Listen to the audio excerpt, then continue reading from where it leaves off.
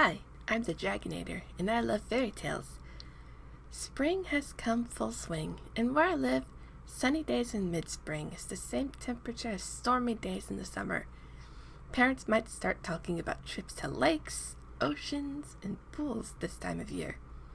Children could start talking about what they'll do over the summer break. Because of all this, why not start the summer tales a little early with a familiar yet tragic tale of The Little Mermaid by Hans Christian Andersen? I even have a character perfect for the role in the painting. Once upon a time, a widower sea king lived with his mother and 6 daughters.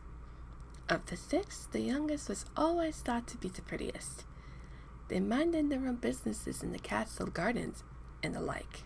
But when their 15th birthday arrived, they were given permission to look at what was beyond the surface of the water, to see the land, the birds, and the sky. The princesses were soon able to celebrate their 15th birthdays, and year after year, one by one, each princess would look at the surface and tell her sisters what she thought was the most beautiful. After 5 years of waiting, the youngest was able to swim up to the surface. She saw a large ship that had music and lights galore. She wanted to check out what it was, and when she peeked inside, she saw who she thought was the most handsome creature in the world. The prince of a nearby country was turning 16, and a celebration in the middle of the ocean was thrown in his honor. It took a long time, but the music stopped. The lights became dim, the celebration stopped, and the winds started appearing in gusts. A storm was approaching, and the ship was going to sink. The crew and the prince fell into the water. The mermaid remembered that humans couldn't breathe underwater, so when she found the prince, she carried him to the closest beach she could find, hoping he was still alive. At the sight of another girl, she fled back home. The mermaid tried looking for the prince again, and there was nothing and no one else in her mind. Her part of the garden even became chaotic because she wasn't taking care of it like her sisters have with their parts of the garden.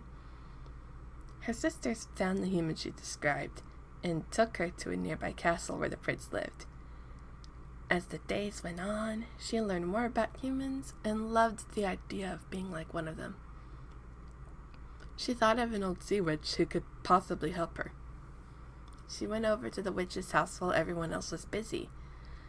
The sea witch gave her a potion to drink near the land. It would turn her fin to legs, but it would be painful for her to walk. She would never become a mermaid again, and if the prince doesn't fall in love with her, she would turn to sea foam, as all mermaids do when they die. To top it all off, the mermaid would have to lose her voice as payment to the sea witch. The mermaid agreed, and when her tongue was cut off, her voice along with it, she swam to a sandy area close to the castle and drank the potion. When the prince found the mermaid got to know him more, and he tried to know her more as much as possible, without her voice. He wanted to know who saved him during his birthday party, but she couldn't say anything. Every once in a while, the mermaid could faintly see her castle, wondering how her family was doing without her around. The mermaid soon found out the prince was going to marry a princess of a nearby kingdom.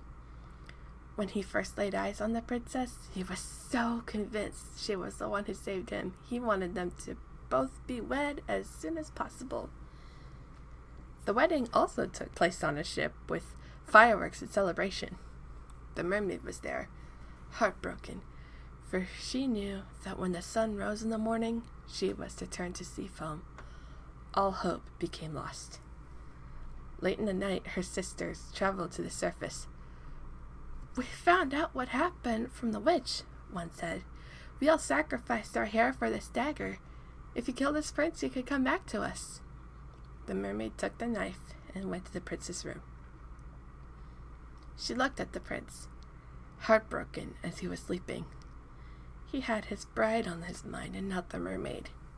She went back and forth in her head, but she couldn't kill him, even if it meant she got to see the sunrise again.